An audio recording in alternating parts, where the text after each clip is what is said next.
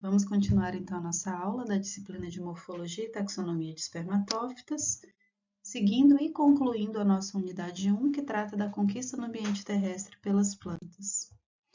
Agora nós vamos falar sobre os grupos vegetais, características gerais de briófitas, pteridófitas, gímeno e angiospermas.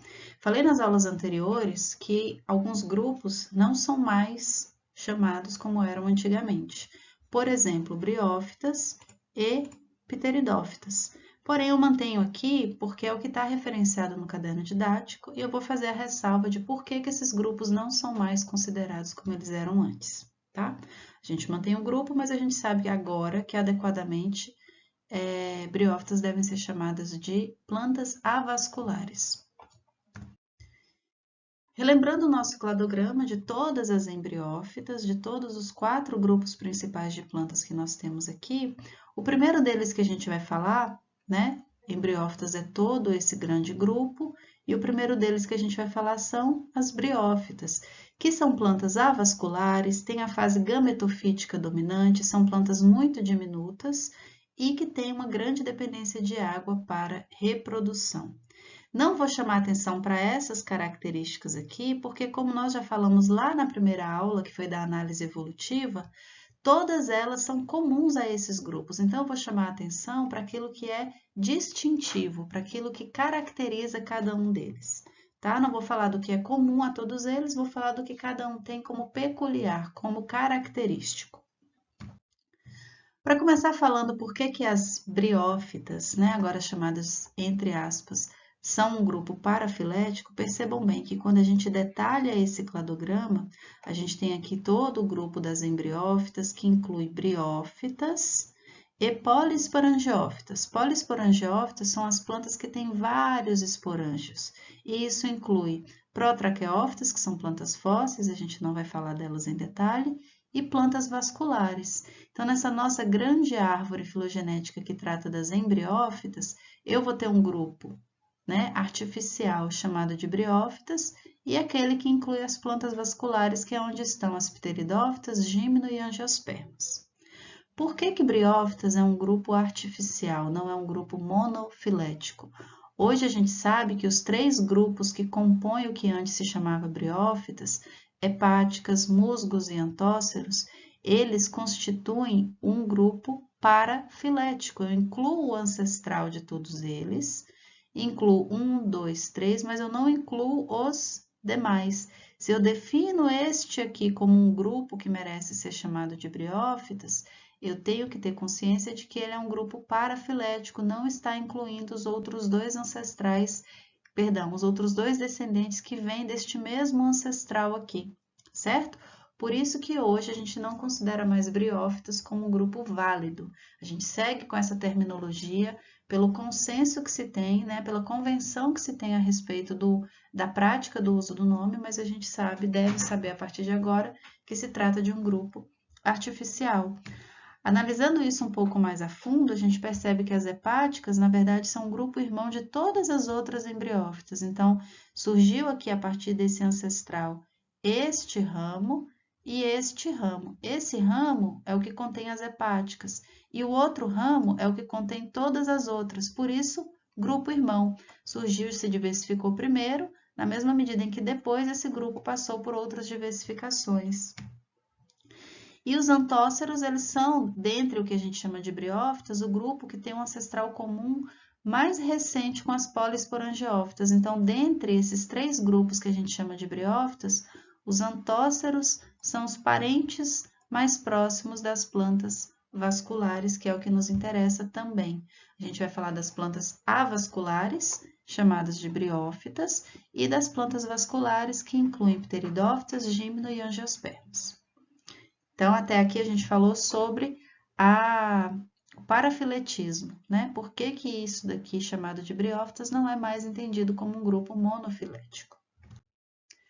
As briófitas, então, iniciando a nossa caracterização aqui dos 4 grupos, são, dentre as embriófitas, as únicas plantas avasculares.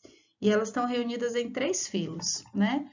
O filo briófita, que inclui os musgos, o marchantiófita, que inclui as hepáticas, ou também pode ser pronunciado como marchantiófita, não tem problema, e anthocerotófita, que inclui os antóceros, que são aqueles mais próximos das plantas vasculares. Então, vejam só a visualização aqui que a gente tem do que é o gametófito e o esporófito de uma briófita, né, do musgo, o que é o gametófito e o esporófito de uma hepática, né? Aliás, os gametófitos aqui de uma hepática, e o que são o gametófito e o esporófito de um antócero. Qualquer que seja a variação morfológica, a gente está falando de plantinhas muito pequenininhas, coisas de milímetros e poucos centímetros de tamanho.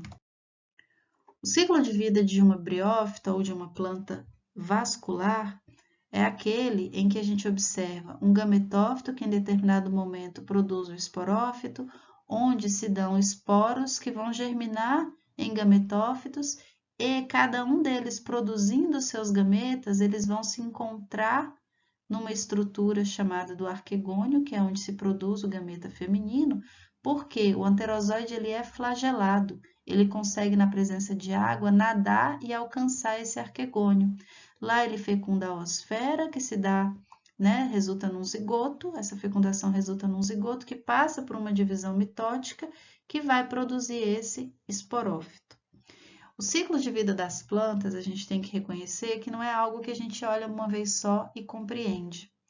Então, o que eu falei para vocês aqui é uma organização geral desse ciclo de vida para ressaltar uma característica: existe a dependência da água para a reprodução. A partir do momento que os gametas masculino e feminino são produzidos, eles vão se encontrar e a fecundação vai acontecer se houver água que permita que o anterozoide, que é o gameta masculino, alcance a oosfera, que é o gameta imóvel, o gameta feminino. Todo esse ciclo de vida a gente vai detalhar numa próxima aula, mas aqui é importante que vocês ressaltem duas coisas. O nome de duas estruturas, que são gametófito e esporófito, e o fato de que neste ciclo de vida existe uma grande dependência de água para a reprodução. Não é à toa que as plantas avasculares, briófitas, né, entre aspas, são muito pequenininhas e muito restritas a ambientes onde a umidade está presente. A gente não vê briófita em ambientes em que a água não esteja, pelo menos em algum momento, viabilizando a reprodução. Então, são plantas muito pequenas e restritas a ambientes úmidos.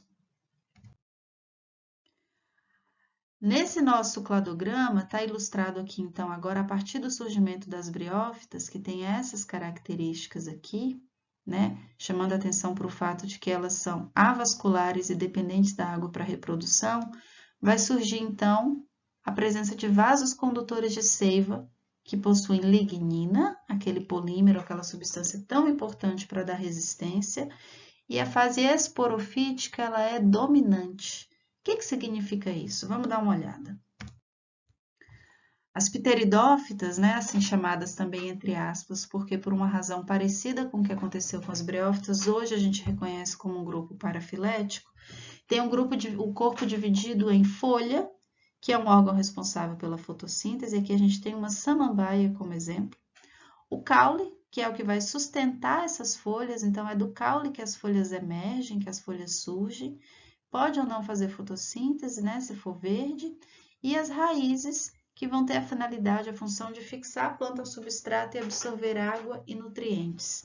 Toda essa estrutura de folha, caule e raiz, a gente não observa nas plantas avasculares.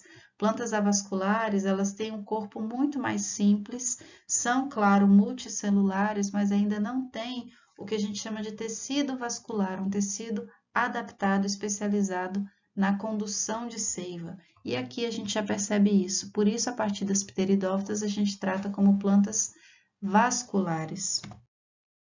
Elas foram as primeiras plantas vasculares, né? Inclui as licófitas e as monilófitas, como eu mostrei na aula anterior. O licopódio é um representante de uma planta vascular que tem um microfilo como folha, folhas muito pequenininhas com somente uma nervura, e outras daí já tem, por exemplo, as samambaias e os samambaia-sus, que são representantes que alcançam alguns metros de altura, né? Samambaia-su. Açu significa grande. Então, são samambaias grandes, arborescentes, que alcançam alguns metros de altura. Essa sim já tem um tecido vascular, um megafilo, bastante vascularizado. E aqui também a gente tem o tecido vascular, mas presente em somente uma nervura. Cavalinhas, avencas, selaginelas, todas elas são plantas vasculares, reconhecidas antigamente como pteridófitas, e vão, né? Qualquer uma delas vai estar em um desses dois grupos, ou das licófitas ou das monilófitas. O que se chama atenção a partir do surgimento dos tecidos vasculares? Falamos um pouquinho lá na aula sobre a conquista do ambiente terrestre, sobre como isso mudou a paisagem que a gente tinha. Então, aí no intervalo de mais ou menos 50 milhões de anos, a gente partiu do período devoniano para o carbonífero, em que a vegetação era majoritariamente de plantas muito pequenas, aquelas que iniciaram a conquista do ambiente terrestre, que se mantiveram próximas às margens, aos terrenos alagadiços, encharcados, passando para plantas que agora alcançam um porte muito maior. Isso foi possível por conta da presença de tecidos vasculares, que inclui duas características: a possibilidade de sintetizar lignina, que endurece a parede dessas células e dá para elas resistência e sustentação, e também a integração. É um tecido especializado em permitir o fluxo de seiva da parte aérea para a parte subterrânea e vice-versa. Não seria possível aumentar o porte, né, na concepção que a gente tem de vida vegetal, se não houvesse a presença de lignina e a presença de tecido vascular. Então, uma mudança micro, numa escala de tamanho muito pequena, que é a gente pensar na molécula de lignina, na presença de células vasculares, resultou numa mudança de paisagem num tempo geológico. Então, em 50 milhões de anos, a gente percebe pelo registro fóssil esse tipo de mudança aqui no nosso planeta, em função de mudanças que foram acontecendo no corpo das plantas, no corpo vegetal. O ciclo de vida de uma pteridófita também é marcado pela dependência de água para a reprodução. Então, elas são diferentes das plantas avasculares porque já possuem tecido vascular e já possuem folha, caule e raiz. Porém, a fecundação delas também depende da presença de água. Então, o anterídeo, lá os seus anterozoides, nas células, os gametas masculinos, eles são flagelados, eles precisam nadar na água para alcançar a oosfera, que é o gameta feminino, que é imóvel, e aqui então vai acontecer a fertilização, o zigoto se desenvolve, e a partir da estrutura do gametófito, o esporófito vai surgir. Diferente das plantas avasculares, aqui a gente agora começa a falar de um esporófito que é dominante. Existe no ciclo de vida dessa planta uma prevalência de tempo de duração muito maior do esporófito do que é do gametófito. O gametófito é uma estrutura passageira, temporária, efêmera, inclusive até difícil de encontrar, muito mais do que é encontrar o corpo da samambaia todo desenvolvido, né? Quem já viu aí uma estrutura de gametófito, essa estrutura protálica, pequenininha, muito mais difícil de ver, é uma estrutura efêmera e muito pequenininha.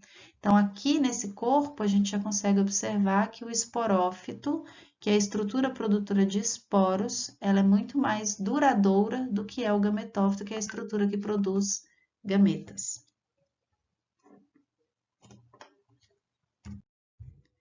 Seguindo, então, a gente vai falar do surgimento de uma estrutura muito importante que define o grupo das espermatófitas, que é a semente. Sementes estão presentes tanto nas gímeno quanto nas angiospermas.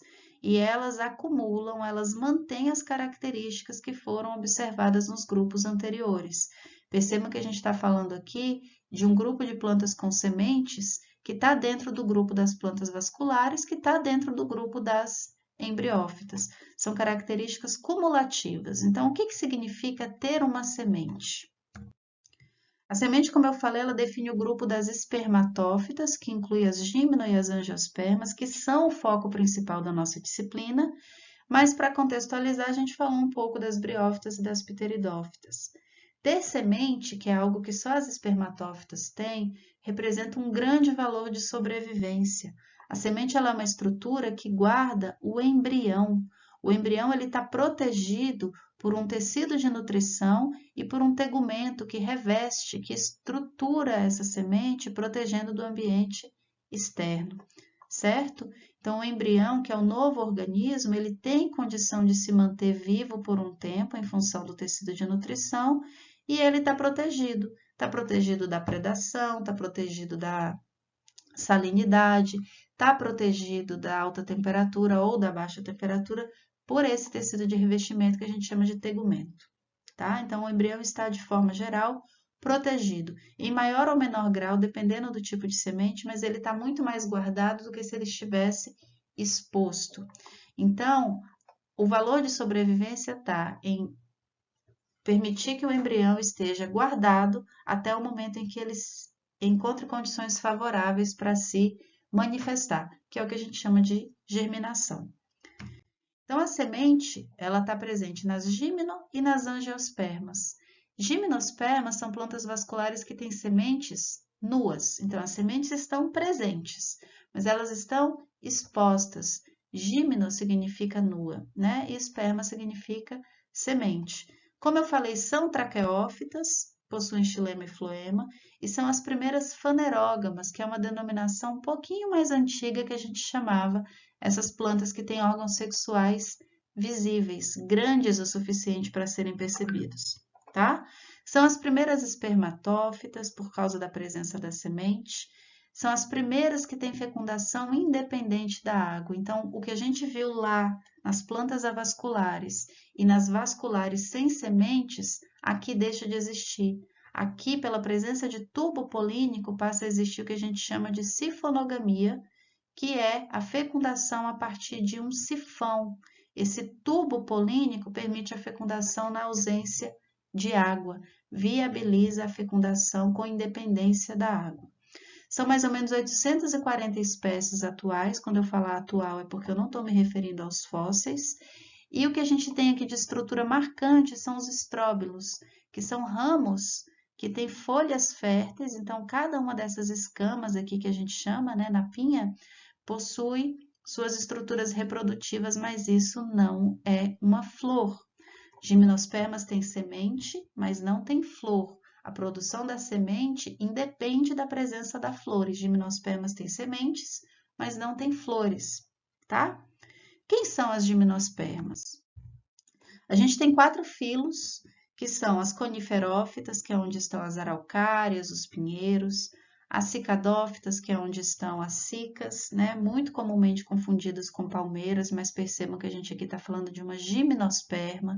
Palmeiras têm frutos, gimnospermas não têm frutos.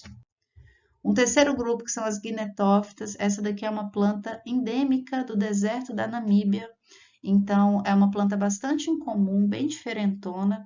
E as gincófitas, que é onde está incluso o único gênero e a única espécie desse filo, que é o ginkgo biloba. É considerado uma planta fóssil, né? Um fóssil vivo, muito antiga, mas que permaneceu ao longo do tempo, preservada principalmente nos templos chineses, né? Em função da importância que essa planta tem para essa cultura, ela foi sendo cultivada e sobreviveu aos eventos de extinção, sendo então um fóssil considerado um fóssil vivo, tá? É uma planta atual, mas bastante antiga. No ciclo de vida das gimnospermas, como eu falei, é o primeiro dos 4 grupos de plantas de embriófitas que a gente vai observar que a água ela não é fundamental para a reprodução. A gente tem nas gimnospermas algumas plantas específicas que ainda dependem da água, mas no geral a gente considera esse grupo como um grupo independente de água para a reprodução. Vai ocorrer então nos gametófitos, né, a produção dos gametas, e eles se encontram, principalmente falando dos pinheiros, pela ação do vento. Então, aqui, gente, está chamado de inflorescência, eu já aproveito para indicar como um erro da imagem, tá? Não são inflorescências, porque isso daqui não são flores. A flor, ela tem uma outra estrutura e ela é exclusiva das angiospermas. Mas a gente tem estruturas masculinas, estruturas femininas, que produzem aí os seus grãos de pólen e seus óvulos que vão se fecundar, vão se fundir, a fertilização vai acontecer, o embrião vai se desenvolver e vai surgir então a semente, que ao germinar dá origem a um novo organismo, um novo esporófito adulto, certo? Como eu falei, os ciclos de vida das plantas, eles não são algo que a gente olha uma primeira vez e já compreende. O objetivo aqui ainda não é explorar esse ciclo de vida. A gente vai ter uma aula para falar sobre eles em detalhe, mas o que eu chamo a atenção aqui é: existem sementes que guardam o embrião e ela vem de um processo de reprodução que independe da água, certo? Ainda não tem flores nas gimnospermas. A gente vai encontrar flores no próximo grupo, que são as angiospermas, que além de terem as sementes, vão ter então flores e frutos. Vamos dar uma olhadinha aqui. As angiospermas, então, elas são plantas vasculares que possuem essas estruturas reprodutivas específicas, as flores e os frutos. São características acumuladas, cumulativas, que elas trazem já do parentesco comum que elas têm com os grupos anteriores. Elas são traqueófitas, significa que elas são vasculares.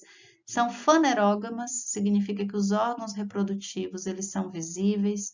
São sifonógamas porque possuem tubo polínico e são espermatófitas porque têm sementes, tá? E além de tudo isso, como única característica peculiar delas, vão possuir flores e frutos. Somente elas têm flores e frutos. O que é uma flor? É um conjunto de folhas modificadas que vai gerar os óvulos femininos, que são o gameta feminino, e os grãos de pólen, que são os gametófitos masculinos. Favorece a variabilidade genética, porque viabiliza a polinização cruzada. Então, eu recebo o pólen de uma planta numa segunda planta, né? Eu tenho o cruzamento entre indivíduos. O fruto ele vai ser uma dilatação do ovário que envolve a semente. Então, para pegar o nosso bom e velho pequi aqui como exemplo, a gente tem os frutos e toda, né, isso daqui tudo é o fruto, toda essa estrutura ela é resultante do desenvolvimento do ovário, que é uma estrutura que está presente lá na flor. Dilatação do ovário significa que ele passa por um processo de hipertrofia, ele cresce, ele se modifica e lá adiante no tempo o que a gente vai observar é o fruto. As angiospermas elas têm aproximadamente 300 mil espécies atuais e é sem dúvida o grupo de embriófitas mais diversificado. Basta voltar um pouquinho e lembrar do que a gente falou das gimnospermas, não chega nem a 1000 espécies conhecidas, enquanto as angiospermas têm 300 mil. Essa grande diversificação é atribuída principalmente à presença da flor, que oferece um grau de complexidade e diversificação bastante grande, principalmente se a gente pensar na interação que ela promove com grupos animais. Então, ela oferece recursos, por exemplo, néctar, pólen, óleo, resina, perfumes, que esses organismos, por se interessarem nesses recursos, vêm visitar a flor, se cobrem de grãos de pólen, ao visitar uma segunda, terceira, quarta flor, promovem essa polinização que vai resultar, então, numa grande variabilidade genética. Se a gente pegar aí rapidamente 5 tipos de flores, muito provavelmente nas 5 a gente vai perceber estratégias muito diferentes de reprodução, porque o grau de especialização é tamanho a ponto da gente perceber estruturas, por exemplo, que vão permitir que o pólen, né? Vamos pensar no néctar.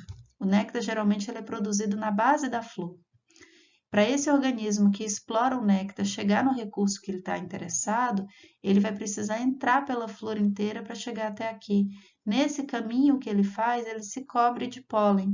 Ao visitar uma outra flor, ele também vai passar pelo mesmo caminho e ele pode deixar esse pólen aderido aqui ao estigma, que é a porção de abertura por onde esse grão de pólenzinho então vai entrar e alcançar a osfera que está lá dentro.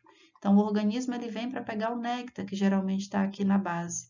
Ao fazer esse caminho em flores seguidas, subsequentes, ele vai trazendo então o pólen de uma para o estigma da outra. Esse grãozinho de pólen entra aqui, e aí é aqui que se forma aquele tubo polínico que vai permitir o alcance da osfera que está aqui dentro. Então, vejam que existe então um tubo, que é o que caracteriza essas plantas como sifonógamas, né? A sifonogamia é a presença de um tubo que viabiliza a fertilização, a fusão dos gametas, a partir da chegada do grão de pólen no estigma, que vai alcançar, então, a osfera que está lá embaixo. Então, são graus de especialização bastante grandes. Por isso que a gente fala que é um grupo com estratégias reprodutivas bastante refinadas, e é a essa diversificação que se atribui a presença da flor, que se atribui o grande sucesso evolutivo que as angiospermas têm. Elas são caracterizadas, né, pela distinção em dois grupos principais, que não são os únicos, mas que eu vou chamar aqui a atenção, que a gente tem as monocotiledôneas e as eudicotiledôneas. Quais seriam os outros grupos, já que esses não são os únicos? A gente tem as angiospermas basais, que não se caracterizam nem como mono nem como eudicotiledônea. Mas como esses dois grupos respondem por mais ou menos 97% dessas 300 mil espécies que a gente tem nas angiospermas, são a eles que eu vou dar mais atenção. A gente tem nas monocotiledôneas o que dá nome ao grupo, que é a presença de um único cotilédone, monocotilédone, tá? Geralmente a gente observa peças florais em número de 3 ou múltiplos, então aqui eu tenho 1, 2, 3 pétalas, 1, 2, 3 sépalas, que nesse caso são muito parecidas em cor e em forma, por isso a gente chama de tépalas, mas aqui em números de 3. 1, 2, 3, 1, 2, 3. O feixe vascular no caule ele é todo disperso, então o xilema e floema eles estão reunidos em feixes que ficam todos espalhados pelo caule. As nervuras são tipicamente paralelas, é só a gente pensar numa folha de milho, as nervuras são todas paralelas. E o sistema radicular comumente está no que a gente chama de cabeleira, que são raízes fasciculadas, tá? Todas partindo de uma mesma base. Já nas eudicotiledôneas, a gente vai ter 2 cotilédones, as nervuras, ao invés de paralelas, elas são ramificadas, os feixes vasculares, ao invés de estarem dispostos de forma dispersa, eles estão organizados em anéis. A raiz é pivotante e ramificada, existe um eixo principal do qual partem ramificações, diferente daqui que tudo sai de um mesmo ponto. E as peças florais, enquanto aqui são números múltiplos de 3, aqui a gente vai ter muito comumente números múltiplos de 4 ou 5. Nesse caso eu tenho 1, 2, 3, 4, 5, por isso a gente fala que a flor é pentâmera, ou tetrâmera, caso fosse 4. Aqui a gente fala que são trímeras, porque comumente são múltiplos de 3, tá bom? Então, dois grupos principais de angiospermas. Viu flor? Tá falando de angiosperma.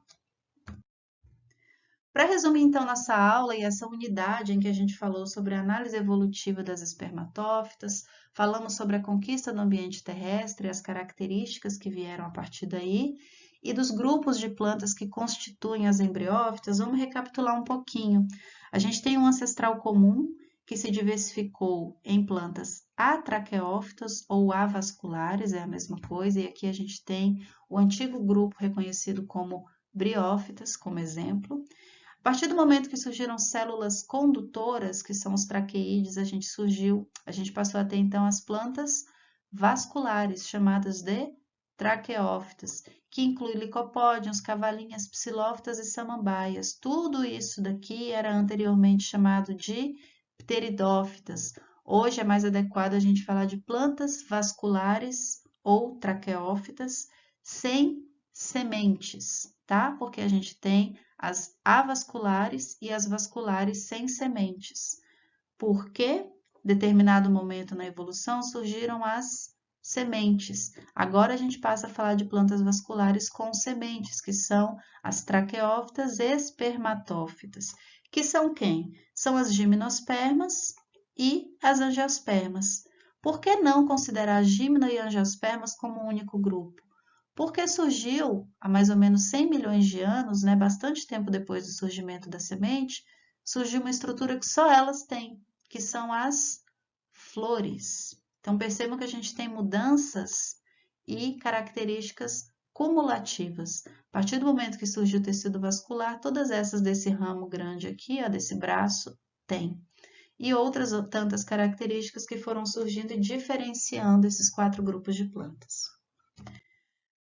Com a ressalva de manter os nomes que eu falei que não são mais usuais, só para ficar aqui mais didática correspondente ao que a gente tem no nosso caderno didático, a gente tem os nossos 4 grupos, que são briófitas, plantas avasculares, pteridófitas, que são plantas vasculares sem sementes, gimnospermas, que são plantas vasculares com sementes, mas sem flores, e as angiospermas, que são vasculares, com sementes e com flores, né? Que no desenvolvimento vai dar origem ao fruto. O que a gente tem para diferenciar nessas 4 classes, nesses 4 grupos de plantas? Primeiro, briófitas são avasculares, enquanto as outras 3 são vasculares, têm tecido de condução.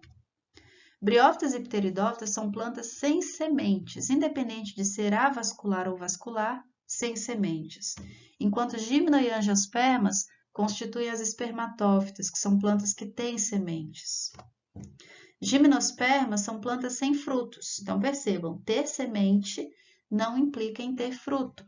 Elas têm sementes, mas não têm frutos, enquanto as angiospermas têm os dois. O esporófito é dominante nas pteridófitas, gimnospermas e angiospermas, enquanto o gametófito é dominante, que é essa parte da base aqui desse corpo da planta, nas plantas avasculares. Aqui os gametófitos são livres, aqui os gametófitos são dependentes do esporófito. Professora, você não falou disso ainda. De fato, não falei. Peço que vocês guardem essas características, porque a gente vai ter uma aula sobre os ciclos de vida e a gente vai definir com clareza quem é o gametófito e quem é o esporófito em cada uma dessas. Mas para chegar lá com facilidade, eu preciso que vocês guardem que esses grupos se diferenciam por essas características. Ter gametófito livre, ter o gametófito dependente, ser o gametófito a estrutura dominante ou ser o esporófito a estrutura dominante. Combinado? Façam essas anotações e levem para a aula em que a gente vai falar sobre os ciclos de vida. E aí, gente, sobre a independência da água para a reprodução, que foi algo que eu falei bastante quando falei das plantas avasculares e das vasculares sem sementes, a gente tem o seguinte, se a gente pensar das algas até as angiospermas, a gente vai ter uma redução gradativa da fase gametofítica, que é a fase que produz gametas, para o predomínio da fase esporofítica, que é a fase que produz esporos. Então, vejam, se a gente pegar o corpinho lá de um musgo, aquela parte verdinha, que é o que a gente vê na maior parte do ano, do tempo, é o gametófito. O esporófito é a hastezinha que aparece só no momento da reprodução. Quando a gente coletar um musgo, muito provavelmente a gente vai pegar somente o gametófito, é a fase duradoura. Enquanto, se eu pegar no extremo oposto, um ipê, por exemplo, ou uma cerejeira ou pé de manga, a árvore como um todo é o esporófito e o gametófito ele é pequenininho. Ele está, por exemplo, no grão de pólen, que é o masculino, e no saco embrionário que está lá dentro da flor feminina, que é a parte feminina, tá? Veremos isso com detalhes, mas também peço que vocês já ressalvem essas informações para que fique mais fácil lá adiante. As nossas aulas da unidade 1, elas terminam aqui, e eu reforço a importância de vocês consultarem o caderno didático e fazerem anotações ao longo das nossas aulas. Caso tenha ficado alguma dúvida, voltem. Essa é a grande vantagem de se estar num curso na modalidade EAD. Vocês voltam, assistam de novo, façam anotações, porque as aulas são, o conteúdo da nossa disciplina, ele é cumulativo. Então, lá na frente, a gente vai precisar dessas informações que foram tratadas aqui, certo? E aí a gente se encontra, então, nas nossas próximas aulas.